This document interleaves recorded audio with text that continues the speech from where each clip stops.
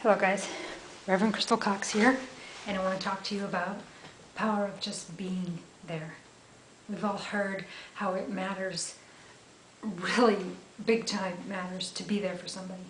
But I find that when we're feeling low ourselves, we feel like we have nothing to give, maybe no money, no housing situation change, no really specific words of wisdom, no way to change someone's life.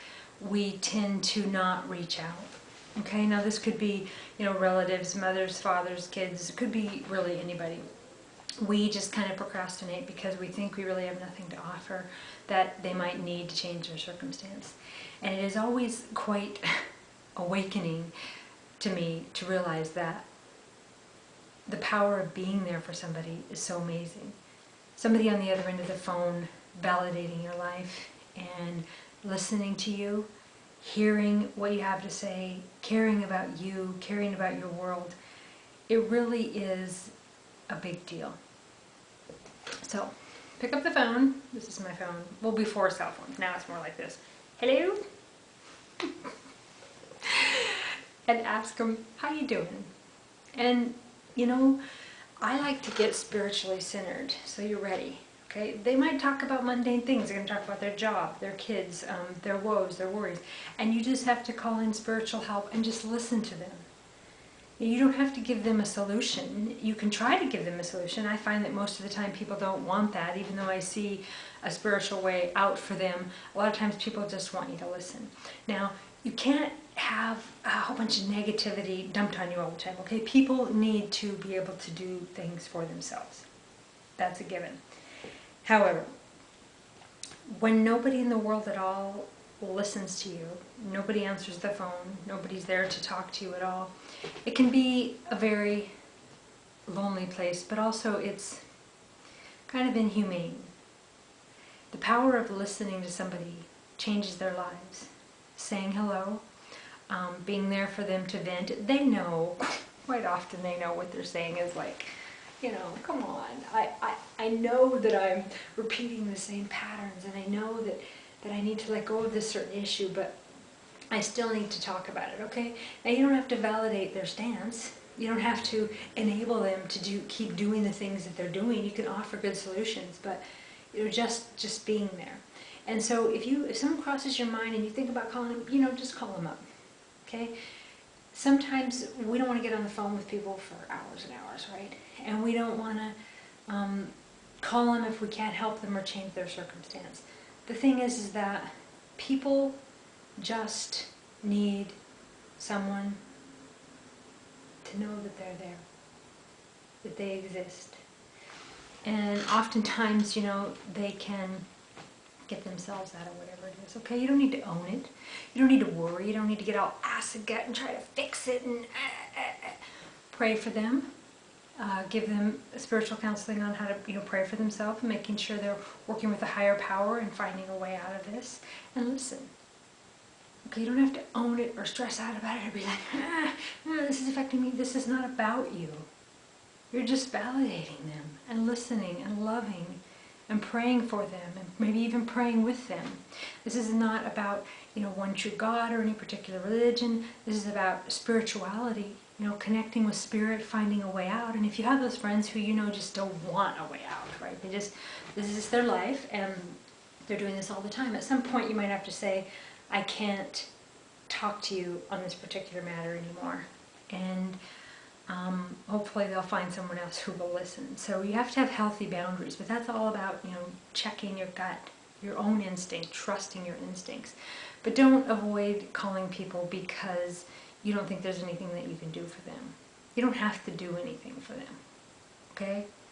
Just listen to them, just validate the fact that, sometimes we just need to know that it matters that we lived, that someone knows we lived. You stubbed your toe, or your dog died, or whatever's going on all along the spectrum of human reality. Just to know that one person knows, validates your existence. It's like, oh man, this happened to me today. Oh man, that happened to you today.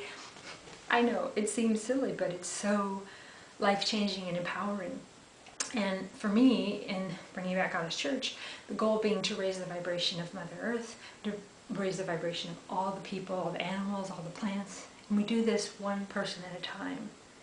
So if they're feeling validated, they're vibrating high. But if they're just calling you to bitch about other people and to dump on you and have negative stuff on you, and they're doing this all the time, you have to find a boundary. You have to, if you can't, praying for a solution. Like before you just say, you know what, I can't take this toxic reality or whatever, pray for spirit. Say, if angels, Mother God, Goddess, Spirit, if you want me to help this person, please help me to elegantly be able to tell them what I can handle and what I can't handle, and help me to help them find solutions and get a more positive energy. And if that just never happens, you have to have a boundary. But I found that in my life, it's been extremely important to just have at least one person who knows my daily reality. And it matters to my human existence, to my state of mind, to my will to live, my vibrancy, my whole being. It matters that someone knows what my life experience is. And it matters that you give that to someone else. That you validate their day, their experience, and you don't have to get an ulcer over it. No matter how horrible it is, you can listen as a king, a queen, a spiritual leader. You're listening and you can advise. You don't need to judge. You don't need to attack. You can just listen and provide solutions. But I find too that if people don't want solutions, then they end up stop contacting me, because I have solutions for everything. Because that's what I do. I'm a spiritual reader and I can see the way out. Does that mean that I think I'm perfect or that I know everything? No. And does that mean that I've done these solutions for myself? No. We're all humans and we're all a work in progress. It's just that as someone who sees and works with other people's spirit guides and stuff, I can kind of see things about them, and they're oftentimes not open to hearing it, and of course then they see things about me and I'm not open to hearing that. It's just the human condition. So it's about drawing boundaries, but it's also about, I just want to remind you folks that you don't have to have something to offer to just be present, to just call them and let them know that they matter, their reality matters, their life matters. They stub their toe, they can't pay a bill, they can pay a bill, whatever they're doing, that it matters. And for me too, it's, a lot of people can't relate to certain people because they're in a different spiritual belief. And I find that I pray with people, this kind of sounds weird I guess, but I'm an all-faith spiritual leader, and I pray with people to their gods. Okay?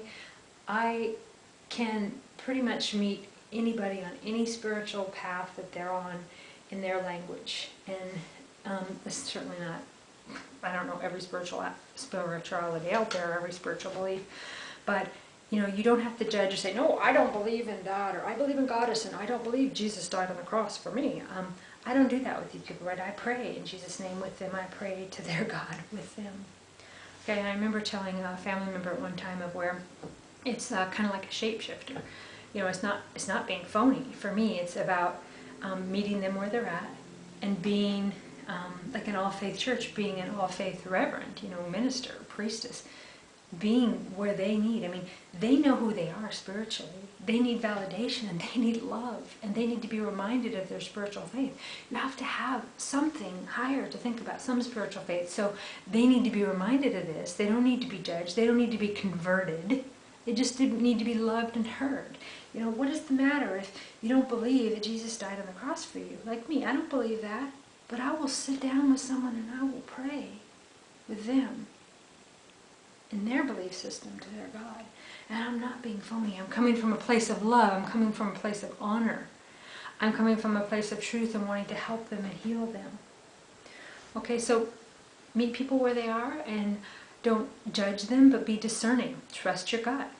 If it's a bad situation, there's a reason. If you can't put a finger on it and you feel guilty, I want to help them, but I feel bad, this is a bad situation, but I don't know really how, and you just kind of keep giving and giving. Ask angels, ask Goddess, ask Mother God to show you what it is that's the problem, what it is that you're feeling negative about, so that you can move through that and help this person.